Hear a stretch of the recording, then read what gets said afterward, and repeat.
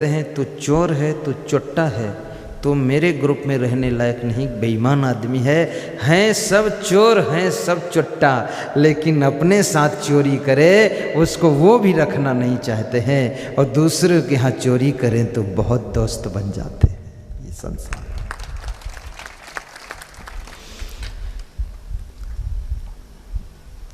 आदमी के खुद बेटी का विवाह होता है तो उसे दहेज देना पड़ता है, और जिसको दहेज देता है यहाँ भी दहेज देना पड़ता है। अच्छा, ये बीमारी थोड़ी थोड़ी सब जगह है। दहेज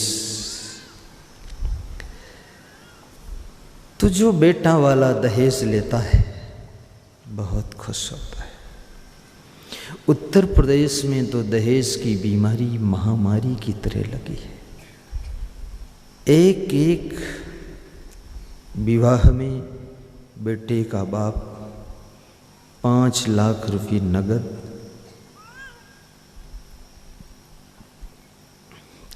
स्विफ्ट कार अलग और सामान अलग, 10 लाख से कम में नहीं होता है। यूपी में जिसके घर में बेटी का जन्म हो जाए उसका होश उड़ जाता है। ये दहेज के कारण भी बहुत सी बेटियों की गर्भ में ही हत्या हो जाती है। ये दहेज बहुत बड़ा राक्षस कहा गया है, जिसके कारण लोग, कितने लोगों के यहाँ 4 बेटियां हो गई, बेटे के इंतजार में 4 बेटियां आई। एक सज्जन कह रहे से 10 बेटी हो चुकी, बेटा आता ही नहीं। बेटे के इंतजार में 10 बेटी आ चुकी है। तो हमने कहा बेटी बेटे से अच्छी, शादी कर दोगे अपने घर चली जाएगी, तुम फ्री हो जाओगे, और बेटा होगा तो शादी के बाद फिर चकई चकधुम मकई के अलावा तिकड़े तिकड़म शुरू होगा। बेटे में सुख ज़्यादा नहीं है, बेटे में और उलझन है। लोग सोचते हैं बेटा होगा तो सुख मिल जाएगा, वंश चल जाएगा। कौन किसके वंश को देखता है। आज हम संत हो गए, न तो बेटा है न पत्नी है न होने वाला है, सब काम खत्म है। कौन वंश, जिनके बेटा हैं उनसे ज़्यादा मेरा नाम चल रहा है, जीते जी चल रहा है। बेटा तुम्हारा नाम क्या चलाएगा। तुम्हारा नाम नहीं फैला सके तो बेटे के भरोसे अपना नाम तुमने फैलाने की सोच रखा। हो सकता बेटा तुम्हारा नाम जितना है उसको भी न मिटा दे, कहीं मूर्ख निकल जाए। धृतराष्ट्र के 100 बेटे, लेकिन धृतराष्ट्र बहुत दुखी। राजा सगर के 60,000 पुत्र हैं, बहुत दुखी। कीचक 100 भाई है, बहुत दुखी है। लेकिन पांडव 5 भाई हैं। कहते हैं कि सूरज एक काफी है पूरे विश्व में रोशनी के लिए, लाखों दीपक कम हैं विश्व में उजाला करने के लिए। सूर्य जैसा बेटा हो। एकस चंद्रस्तमोहंती नचतारा सहस्रसा, एकोपि गुणवान पुत्रो निर्गुणैश्च सतैव। एक पुत्र, एक शिष्य, एक व्यक्ति, एक पुत्र पूरे परिवार को धन्य कर देता है। एक शिष्य पूरे देश को ज्ञान दे देता है, गुरु का नाम रोशन कर देता है। एक व्यक्ति गांव और क्षेत्र का विकास कर देता है। भाइयों और बहनों, एकोपि गुणवान पुत्र, एक गुणवान पुत्र काफी है। निर्गुणश्च सतैवरा, न कि सैकड़ों अवगुणी पुत्र। एकस चंद्रस्तमो हंति, एक चंद्रमा पूरी दुनिया को शीतल प्रकाश दे देता है, अंधकार को खत्म कर देता है। नच तारा सहस्रशः, ये करोड़ों तारागण धरती का अंधेरा नहीं मिटा पाते हैं। एक चंद्रमा सब अंधकार को कम कर देता है। राजा सगर की 60,000 पुत्र, पुत्र को जन्म देना आसान है, पुत्र को संसार में लाना आसान है, लेकिन पुत्र को संस्कार देना बहुत कठिन है। और संस्कार विहीन पुत्र पिता के लिए शत्रु का काम करता है। संस्कार विहीन बेटी बाप के लिए दुख ही पैदा करती है।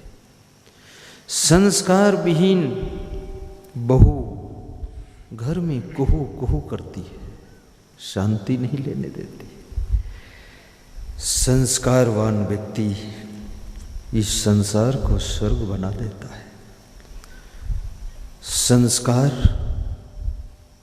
सत्संग से मिलते हैं। जिसके कोई पुत्र ना हो, धर्म को अपना पुत्र मान लेना और भक्ति को अपनी पुत्री मान लेना।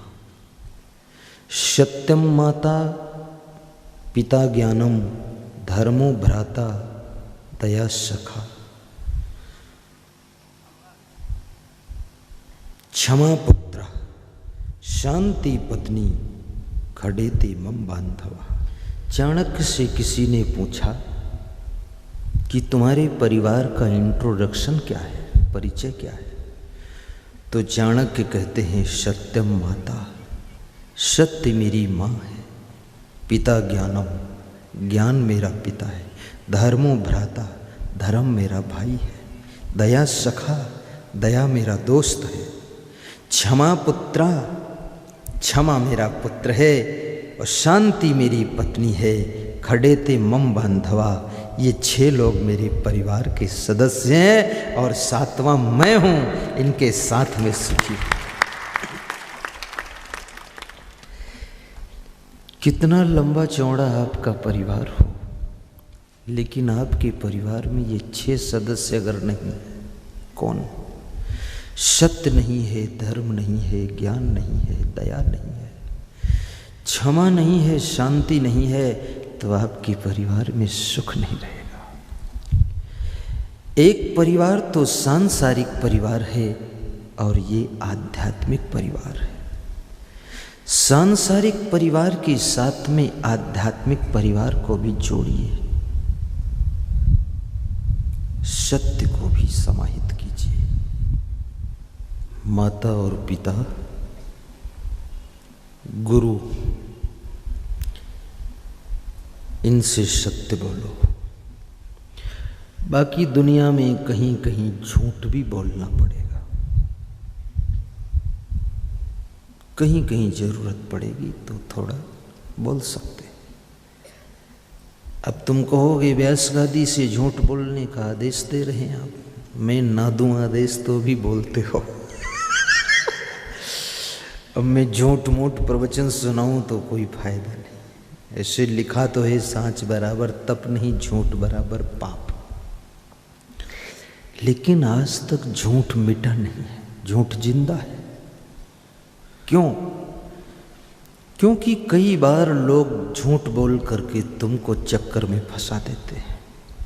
जैसे कांटा कांटे से निकलता है, ऐसे झूठ झूठ से कटता है। इसलिए उनके झूठ को काटने के लिए तुमको झूठ का सहारा लेना पड़ता है।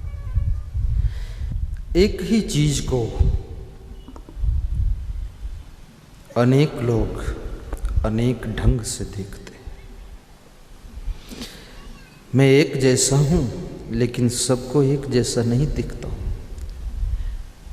ये 4000 लोग जो बैठे हैं, 4000 तरीके से मैं दिख रहा हूँ। कोई संत के रूप में मुझे देख रहा है, कोई वक्ता के रूप में देख रहा है, कोई कथाकार के रूप में देख रहा है, कोई महात्मा के रूप में देख रहा है, कोई कहता है हाँ महाराज सुनाते तो ठीक है, ऐसे भी देख रहा है। बहुत तरीके से लोग देखते हैं। आंख आंख में फर्क है, देखने में फर्क है। कोई मेरी आँखों को देखे तो समझे कि तुम मेरे क्या हो, कि तुम मेरे क्या हो। जिस समय तुम्हारा पति उदास बैठा हो, निराश बैठा हो, पलंग पर लेटा हो, डिप्रेशन में हो, उस समय ये पंक्तियाँ उसके खाट के पास में बैठकर गा देना। तुम्हारा पति निराशा टूट जाएगी, आशा पैदा हो जाएगी, उठ के बैठ जाएगा, बैठा है तो खड़ा हो जाएगा, खड़ा है तो चल देगा, और चल देगा तो मंजिल पे पहुंच जाएगा। ये पंक्तियां बहुत ताकत देगी। कभी कभी तो पति अपने पत्नी के प्रेम को नहीं समझ पाता है और जोश में कुछ अटंग पटंग कर देता है तो पत्नी घायल हो जाती है। कभी कभी पति के प्रेम को पत्नी नहीं समझ पाती है, जोश खरोश में निर्णय लेती है तो पति बेहोश हो जाता है। एक दूसरे के प्रेम को समझना भी कठिन है। उस बेटी ने सही गाया, दुनिया क्या जाने। सच है, मेरा हुआ गुरुजी से क्या है, मेरी हुई गुरुजी से प्रीत, दुनिया क्या जाने। इसलिए मैं इस भजन को याद नहीं किया, क्योंकि दुनिया क्या जाने तो मैं क्या जानूं। अब जो जाने वो याद करे, सुनाए। मेरी हुई गुरु से प्रीत, दुनिया क्या जाने। बहुत अच्छी बात है। याद रखना, आपके बेटा एक हो या दो हो या बेटी हो, बेटी को अच्छे संस्कार दो। राजस्थान में बहुत से राजा महाराजा हुए, लेकिन वीरों में नाम याद किया जाता है तो महाराणा प्रताप का, और भक्ति में नाम किया जाता है याद तो मीराबाई का। बाकी सब पेंडिंग में चले गए। आपकी बेटी मीराबाई, सिबरी, वीर माता जीजाबाई और सीता सती सावित्री का रूप धारण करे। किसी की बेटी शूर्पणखा न बने। सम्मान, प्रतिष्ठा, आदर को बनाए रखे, अपने माता पिता का नाम भी ऊंचा करे। यदि आप किसी के बेटे हैं और संत होना चाहते हैं तो संत बनो। संत बनना बहुत अच्छी बात, लेकिन अच्छे संत बनो। मैं तो संत बनने को कहता हूं कि संत होना चाहिए, अच्छे संत बनो। चुपके चुपके बीड़ी पीने वाले संत मत बनो। फिर आपकी आंखें, आपका मन, आपकी इंद्रियां पूर्ण बस में होनी चाहिए।